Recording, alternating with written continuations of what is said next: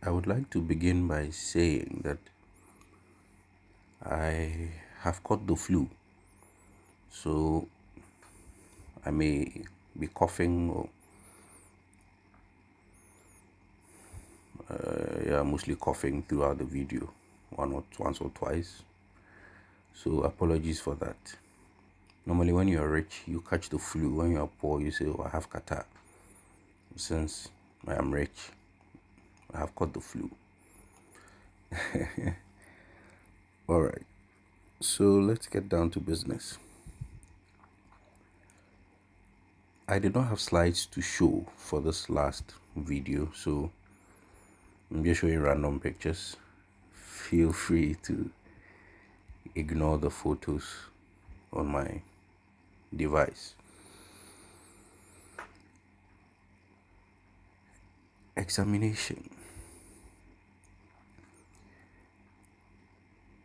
The last video, which is a media scheduling video, at the end of it had examination, how the exam was going to go. But that was for the previous year. This year it is going to be different, so feel free to ignore that one. Focus on this one when it comes to the nature of examinations this semester. We began by talking about what media buying and scheduling is. We have gone through the various media platforms that are available, their strengths and weaknesses, advising you on which one to pick for what purpose, give you an idea which one to pick for what purpose. We have looked at some strategies we can use to segment our audience. We have also looked at media buying or media scheduling, how to schedule. An assignment was even given on that, where you are supposed to prepare, I think, a 1 week media schedule.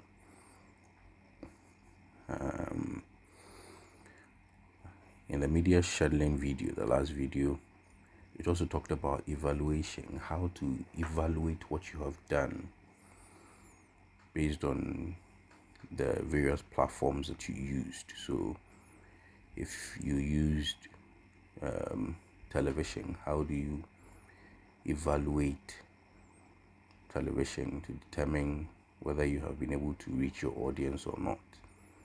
Or if you have been able to meet your objective, I should say, if you have been able to meet your objective or not. So in the last minute, I have taken you through major things we have discussed throughout the semester. And in one way or the other, a question would come, or the questions will be coming from these areas. Now, the reason I do not like giving areas is because the nature of the question are such that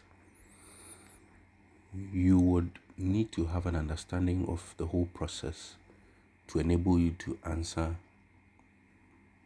most of the questions effectively.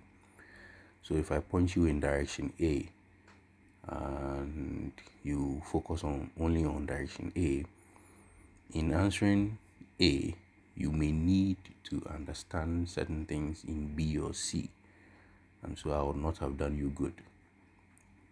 Luckily, you have these videos available for you at any time. You can watch and rewatch, and everything should be clear in your head as to how the media planning and scheduling goes.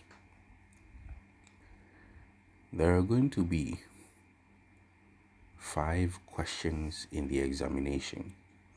5 questions. Each is 20 marks. Each is 20 marks. You are not going to have a compulsory question. So you are free to roam within the 5 questions and choose that you can best answer. Three that you can best answer. And then you'll be home and dry.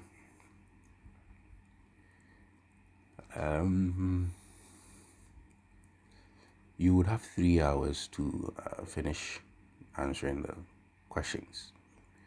3 solid hours. So you have ample time to think, because some of the questions may be questions that do not really, should I say,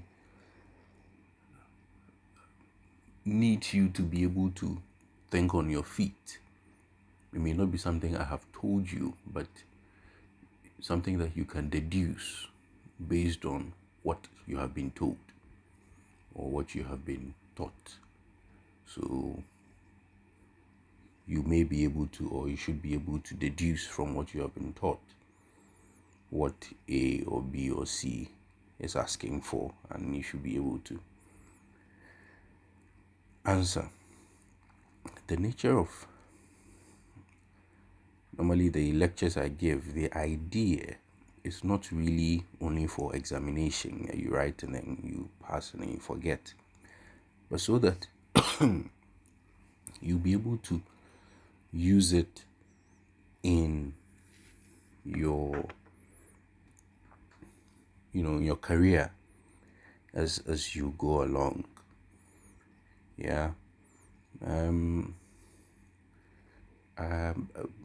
Over the course of the months, I sometimes that's all with the examination. That's the nature of the exam and the number of questions and all. So I'm moving on to a different topic now. I'm having a conversation with you. This is for future, for your life.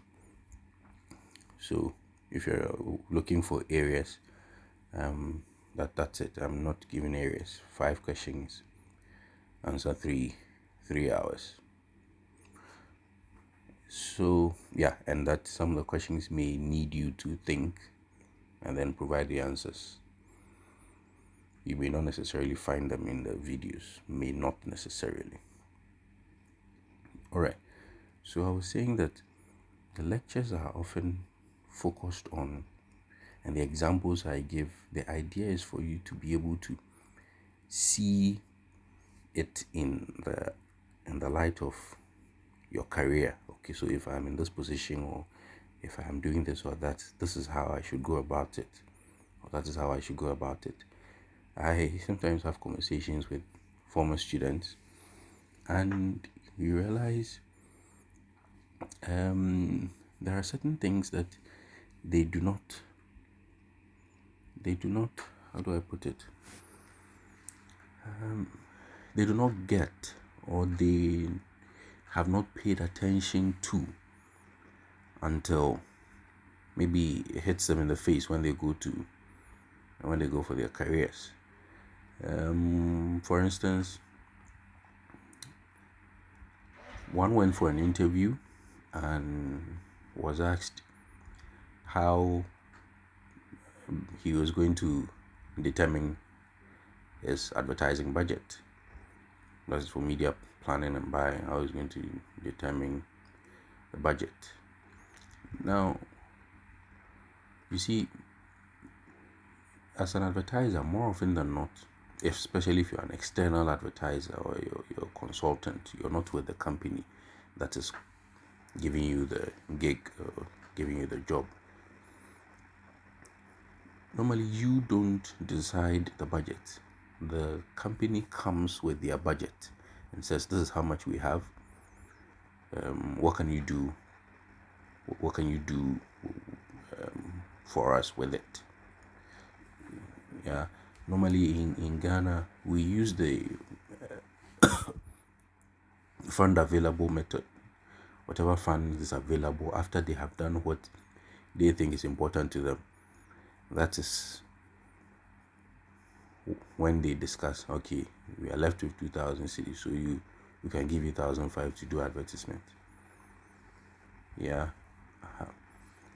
Um.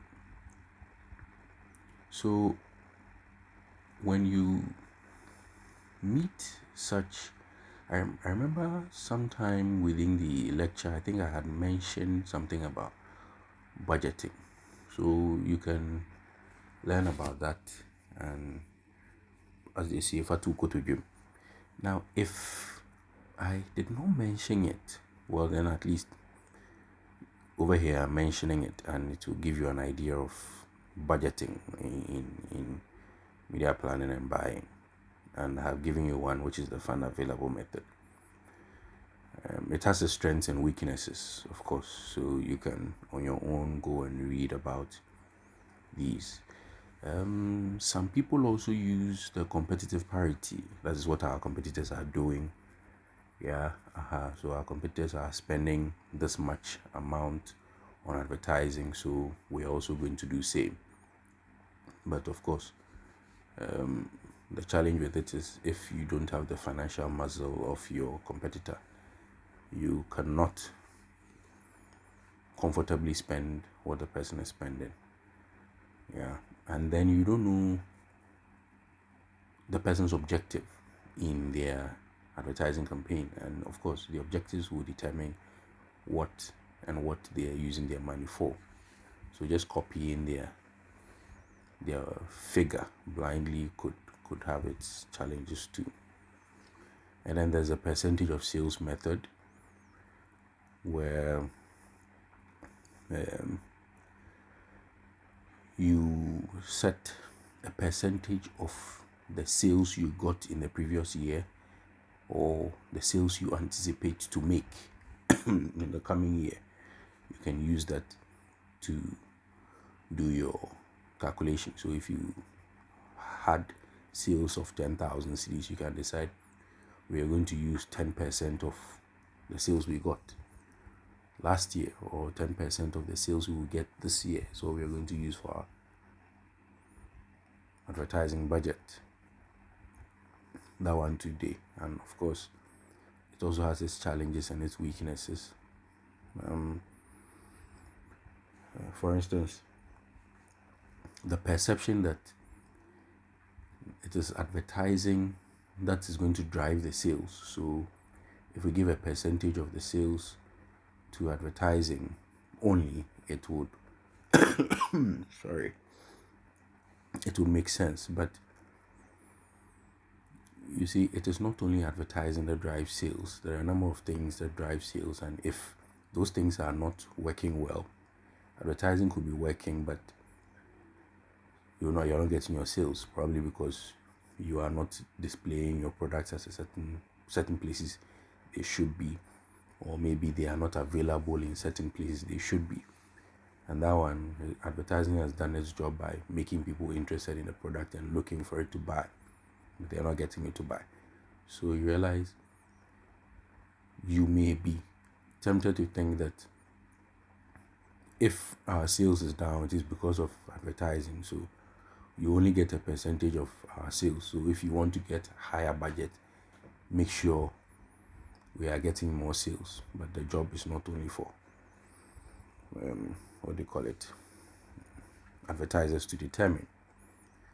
And then I think the last one I'll talk about is the objective and task method, where you ask yourself, what is my objective? What do I want to achieve? And what do I have to do? What is the task? What do I have to do to be able to achieve it? That one too is there. And how much will it cost? Those are the questions you ask yourself in objective and task method. So the objective and task method, you are not looking at anything but what it is that you want to achieve. This is what I want to do. This is what I have to do. These are the tasks I have to perform to be able to achieve this objective. How much will it cost to, go about this task? This is also one common method people use over here in this part of the world. So just in case you also go for an interview and they're asking you this, you can go read more about it and have an idea. But the point I was making was the focus of my discussions in class is really not about examination, but about you understanding advertising and media planning as a whole, and maybe in future taking it up seriously as a career. So if you're having any challenges in the field, please feel free to get in touch with me, and we can have a tete-a-tete. No fears. Yeah. I would like to hear that you people are working in media buying agencies, media planning and buying agencies. Over here in Ghana, you may not exactly find an agency that says, oh, I only do media buying. There are few. More often than not, they combine other things. Yeah. But at the beginning of the semester, in class, when we were talking about media planning and buying, I mentioned that nevertheless, media buying agencies are still important or still relevant, or the media buying role is still important. So you can even get a career out of it. That is, you're just a media planner and buyer. Yeah, so they are done with everything. They come to see you and you say, this is what you're going to do. And when you go to a client and you want to get the business from your client, one of the things they will want to know why they should get a media planner or buyer. Yeah, and you can let them know that you're going to give them best deals for their money. That's higher return on investments, because if if they spend 2,000 cedis, they want to spend 2,000 cedis on advertisement, you're going to make sure they get the best 2,000 cedis out of the advertisement, rather than a haphazard return on investment. So whatever monies they are ready and willing to put in it, you are going to be able to help them get the best out of their goals. Yeah. Because as a media planner and buyer, another thing you can do is for them is let them know you're able to select targeted spaces for them. So that is even another advantage you have as a media planner and buyer. Let them know you are going to be able to select targeted spaces for them. So rather than just randomly saying we are doing radio, TV, newspaper, you are going to do research and know where they should select or place the advertisement for the best response. Yeah. And then you can also let them know about how, as a media planner and buyer, you are good at strategic planning. Yeah. So strategic planning basically is the bigger picture. So the times, the location, the audience. Remember, we did audience segmentation and how to segment your audience. One is in one of the videos, how to segment your audience and all that. So all these things are knowledge you can bring to board to help them in their advertising planning. So with the strategic planning, this would mean it will be important for them to include you at the beginning stages of the advertising plan. So the beginning stages of their decision to advertise, so that you can also give them insight into how the adverts should run, even some of the things that ideally should be mentioned or placed in the advertisement for good effect. So there are a number of things media planning and buying agency can do for clients. You can go again to read more on your own, but at least this will give you an idea of what you have studied this semester, what you have in your hands. I don't want you going out there looking for jobs when you can be working with what you know. You don't need anything else somewhere that nobody can reach. You're good enough. You have learnt enough. Just revise. The videos are there for you all the time. Revise, plan, and impress them. It may not go well all the time. Sometimes it's a learning curve, but eventually you'll get there.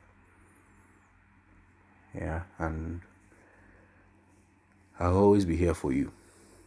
If anything, just get in touch. Yeah.